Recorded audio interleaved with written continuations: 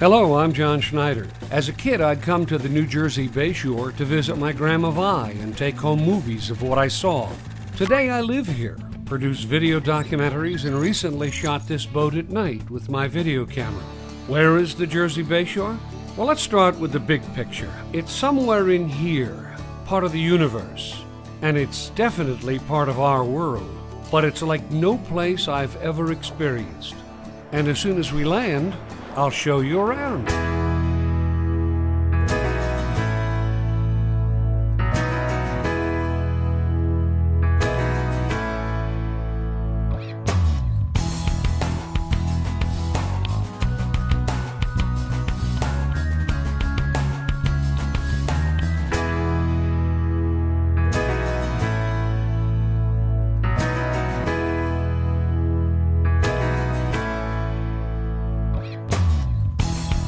Today's program is about the villages of Middletown, New Jersey, and no discussion of the Jersey Bayshore can really be complete without talking about them.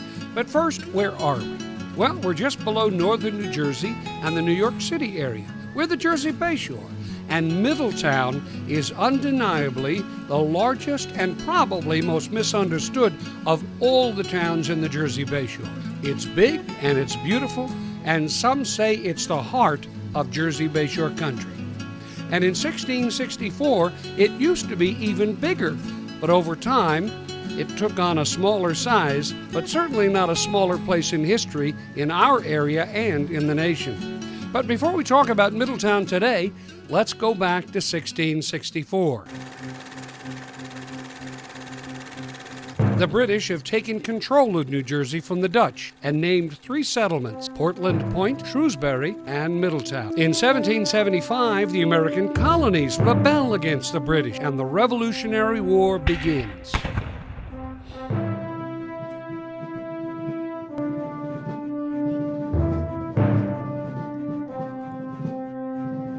The Revolution ends 5 years later, and Middletown has been settled for almost 120 years by this time. This program is dedicated to the founders of Middletown, New Jersey.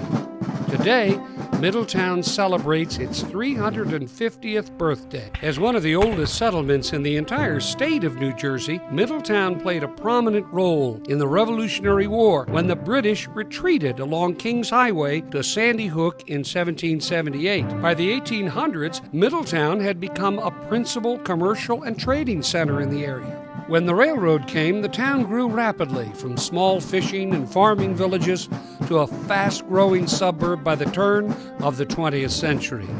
Today, Middletown comprises a variety of towns and villages.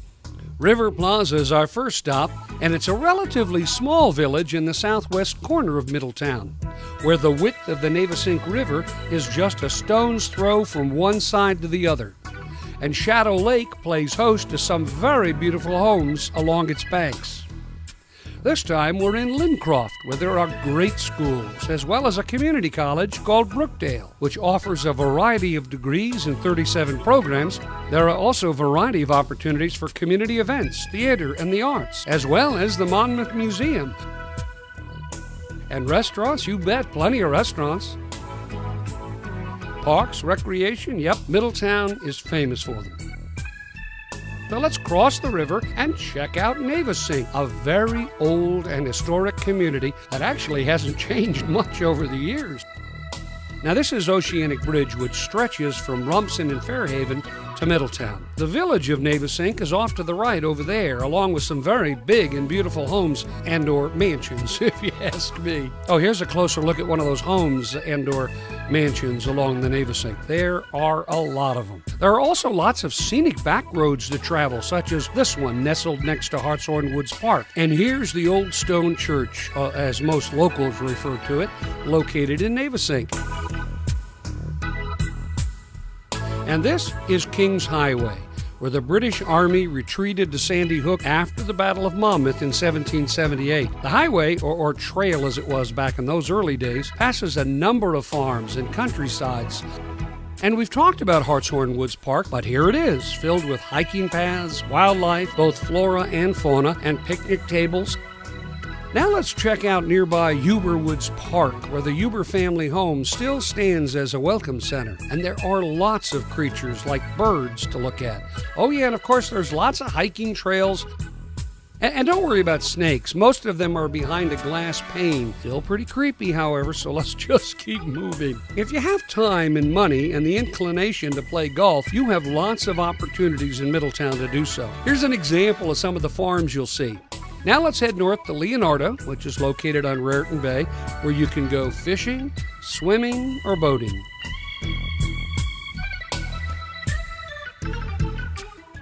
And there's the Naval Weapons Station's Earl, which we'll talk about later in the program. And here's the marina in Leonardo, which also has a public boat ramp. It's a really great facility. And here's the boat ramp I just talked about. And here's one of the beaches, which is rarely crowded. Also in Leonardo, this is the historic Conover Light Station, which we'll also talk about later in the program. Here's Route 36, which leads to Sandy Hook from Leonardo. Oh, by the way, here's the front gate for that Naval Weapons Station's Earl we talked about. Here's the old Leonardo Grade School and another country club. Okay, next to Leonardo is Belford, and here comes the New York Waterways Ferry Service, which goes to New York City. Lots of wildlife here and parks like Bayshore Waterfront Park in North Middletown. There's also a marina here and opportunities for boating, fishing, and swimming.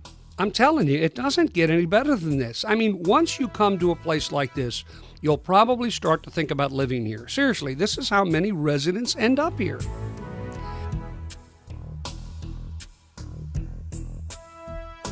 Then there's the Seabrook Wilson House, which is a very historic house, and some people say it is haunted. Just outside the house, you see folks fishing all the time. Rain or shine, they're out there with their fishing poles. Most tourists don't even know these beaches exist. So, I wonder where this guy's from. By the way, it's easy to get to Middletown by boat, automobile, or train. Oops, we just missed this one. Well, don't worry, they run continually.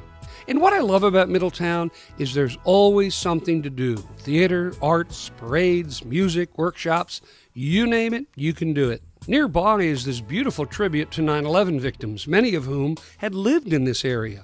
And here's the World Trade Center Memorial Gardens in Middletown.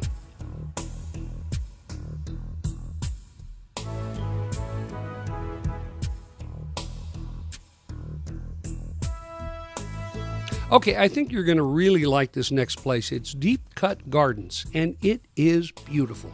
You can walk around in these gardens, and there are plenty of places to sit, relax, and reflect on the wonder and the beauty of nature. There's so much color, and they do such a great job of landscaping. I mean, you really have to visit this place. Look at this. Isn't this beautiful?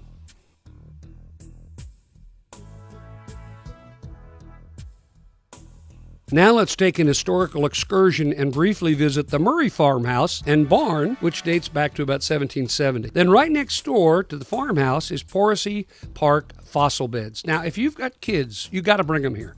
They can actually look for fossils. I mean, no kidding. But we have to keep moving. Okay, here's Tyndall Park. Like I said, Middletown has lots of parks and lots of opportunities for all kinds of recreation. But let's take a closer look at some of the most historic churches in Middletown.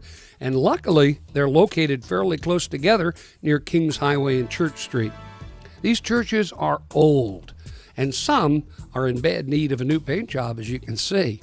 And in this part of town, lots more historic markers can be seen and some of the oldest cemeteries in the area. We're going to visit this one later in the program.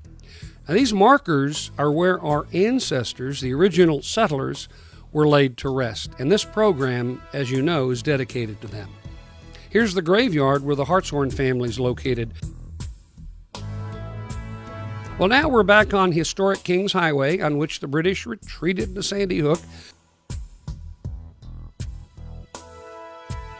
And here's a modern version of Kings Highway. It's Route 36, also heading towards Sandy Hook. And lo and behold, here we are.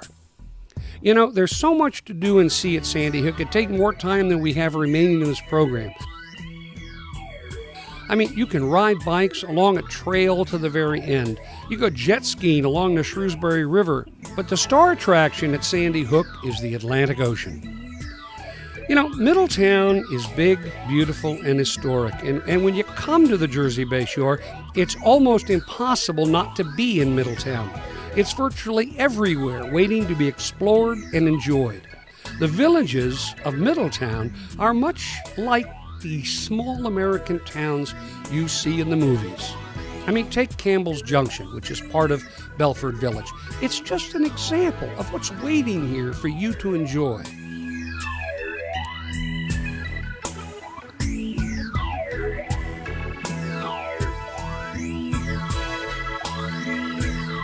And as you travel down Whippoorwill Valley Road, it's hard not to imagine what life was like 400 years ago in this neck of the woods. Thanks to those who came before us, Middletown is here today to enjoy. So, enjoy!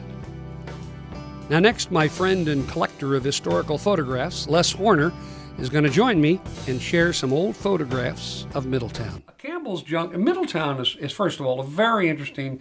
So many sections of it. There's so many villages and so many towns inside of Middletown. It's a behemoth, I think. Yeah. But this is Campbell's Junction. That impressed me because I rode through Campbell's Junction coming to your house today for this sitting. Oh, you did? And you know, I in the back of my mind, as I was riding through, I'm thinking, you know, I know what it used to look like years back. Yeah. And that was the trolley station there, where the trolleys, one would be heading toward Red Bank, another one heading toward Keyport.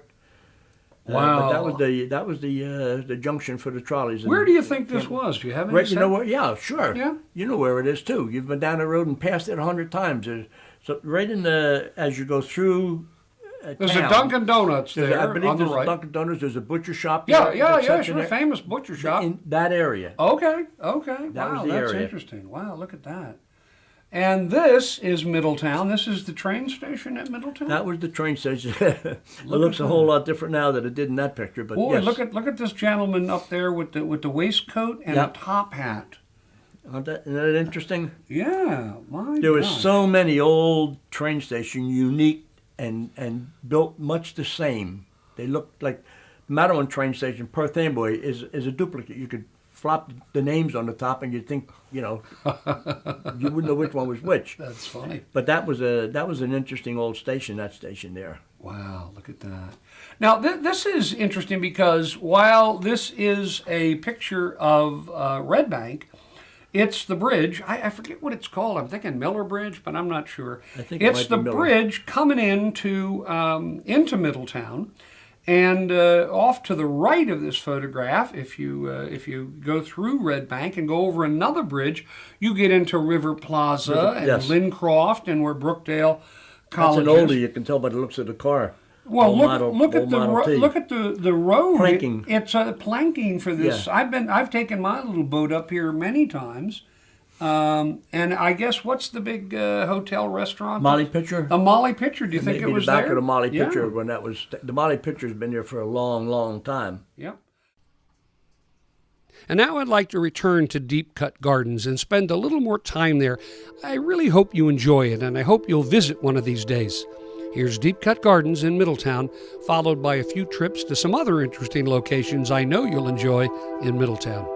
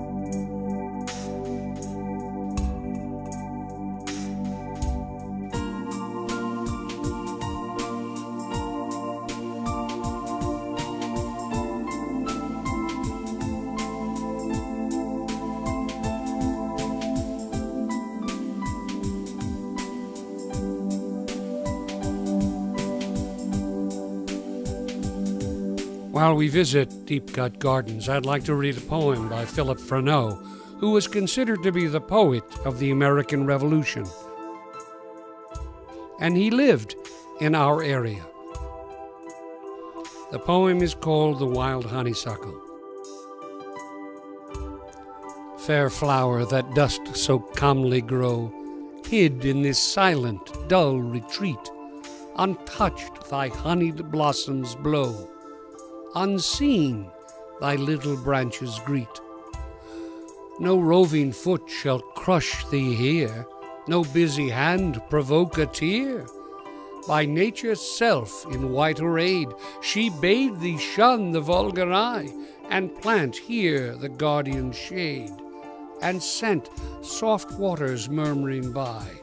Thus quietly thy summer goes, the days declining to repose.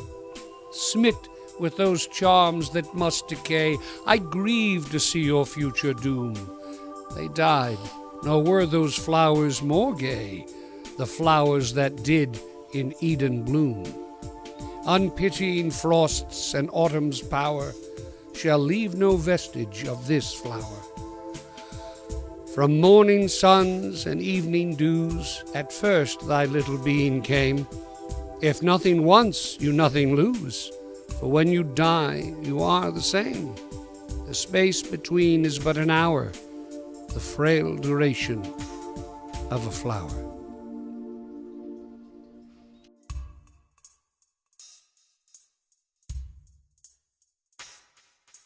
Now let's take a quick look in Poracy Park, which comprises 250 acres, a location well known to fossil collectors in the Northeast. Although the dinosaurs were at their peak, the first mammals and birds had begun to appear right here, along with tree ferns and pines, as well as flowering plants. During the Cretaceous period, Poracy Brook and the rest of the Atlantic coastal plain was a shallow ocean. When the ocean animals died, they were buried in the bottom. While their soft parts decayed, the harder parts, like bones, teeth, and shells, were well preserved. Over millions of years, the ocean level rose and fell to form different layers of deposits with the remains of different animals. The layer exposed by the cutting action of Poracy Brook is called the Navesink Formation and is approximately 72 million years old. Although fossils of many animals have been found in the Poracy Brook fossil beds, most of them are shellfish. Also located in Poracy Park is the Murray Farmhouse and Barn, which was built in 1767 by Joseph Murray, a Scottish-Irish immigrant. The house is settled in a beautiful meadow near the Navesink River. There are abundant varieties of birds and wildlife to be seen there. Murray built his house in the English colonial style and lived there with his wife Rebecca and their 4 children. The house remained in the Murray family until 1861. Murray himself became a member of the Monmouth Militia during the Revolutionary War and was subsequently murdered on the farm, presumably by Loyalists, in 1780. The house was restored in 1981 and is now used for school and other public programs. Visit poracypark.org or Monmouth/Poracy Park for more information. During the year 2014, New Jersey celebrates its 350th birthday. Having been established in 1667, Middletown is one of the oldest settlements in New Jersey, and one of the oldest recorded family burying grounds in Middletown is located almost directly behind the Middletown Town Hall and the police department. It's the Throckmorton-Lippitt-Taylor Burying Ground, established in about 1684, which makes it the oldest cemetery in the area and one that many people don't even know about. In fact, the entire area surrounding the Middletown Town Hall contains some of the oldest cemeteries and churches in the country. And the people interred in these cemeteries were some of the earliest settlers of the area. They were merchants, cabinet makers, carpenters, judges, farmers, and adventurers, all in search of religious freedom and economic opportunity for their families and themselves. Many of the early burying grounds were simply on the properties of the families, while some were connected to churches. When you leave the Throckmorton-Lippitt-Taylor Cemetery and turn right on Kings Highway, you'll find the Daniel Hendrickson Family Cemetery on the left.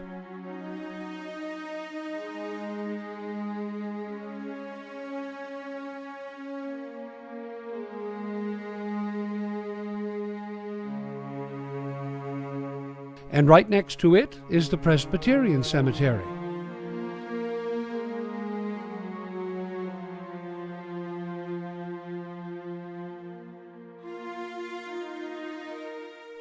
And down just a little bit further, but across the street, is the Hartshorn family cemetery. Richard Hartshorn was one of the largest landowners in Monmouth County, owning some 4,000 acres, which included all of the present-day borough of Highlands as well as Sandy Hook.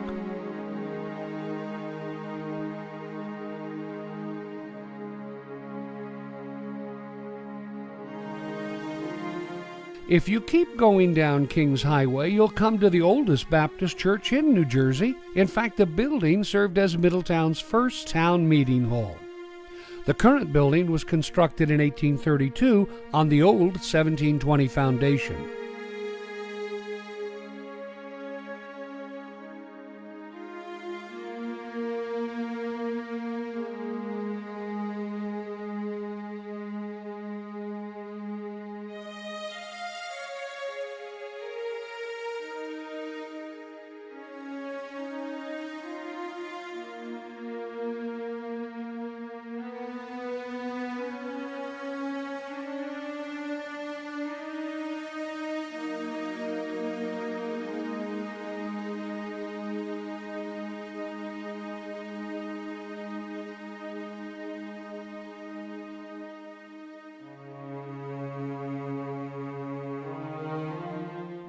There are a number of old churches and cemeteries in this area, so when you see one, stop by for a few moments to pay your respects. These are the people and the ancestors who had the courage to come to this new country, to struggle with the land and to sometimes fight for their freedom, for our freedom, and we thank them for the Jersey Bayshore.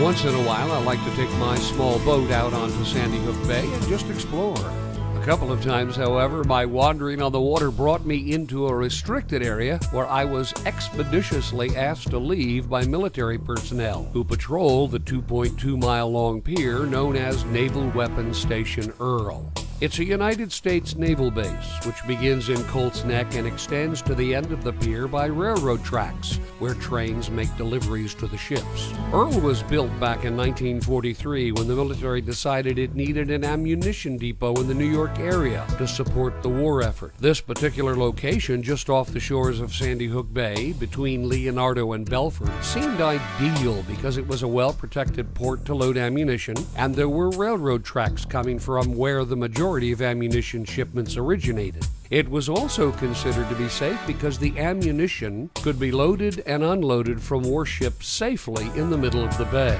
Named after Rear Admiral Ralph Earl, who headed the Bureau of Ordnance during World War I, the pier is connected to a location in Colts Neck by Normandy Road, with a parallel 15-mile military road and railroad line which passes over Route 36 where the entrance to the pier is located.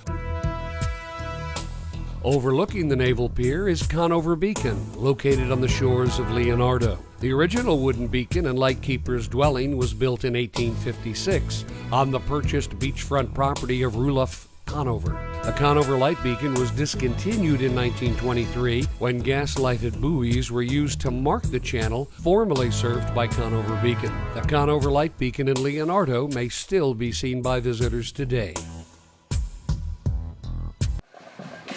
Well, so ends another episode of Jersey Bayshore Country. Thanks so much for watching, and I hope you'll tune in next week for a brand new episode. And to end our show, here's a little bit from Middletown's most recent parade celebrating its 350-year birthday. See you later, folks, and again, thanks for watching.